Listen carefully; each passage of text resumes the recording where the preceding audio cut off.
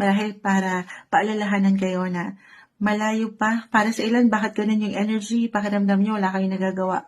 Malayo pa, pero malayo ka na rin, okay? Marami ka nang na-achieve. Hindi mo pa man yan ma-realize. Kahit sa simpleng pakiramdam, as long as nandiyan yung pakikipaglaban mo, pakikibaka mo, yung diskarte. And dito po, ayan, nasa spotlight ka ngayon pagdating sa career. Capricorn.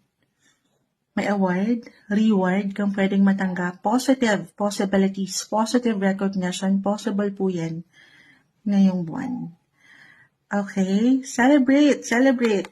Kanina ko pa naman mention, magkasunuran lang kayo kung napakinggan niya si Sagittarius. May celebration ako nakikita. Pero regardless celebrate your small wins, celebrate your success. Kasama itong ilang taong malapit sa'yo, especially family, home sector. Ay, napakaganda. Yes po. Other messages, lalo pa kung mag-apply na to, no? Moonshot, oo nga eh. Ang dami kong bit-bit, kita mo. Ang dami mong ginawa, ang dami mong tinapos o naitapos. Pakita natin sa live. May nagko-comment po ba tayo ay live na live? Babalikan ko po kayo Patuloy yung pinoprotektahan ang inyong mga posesyon.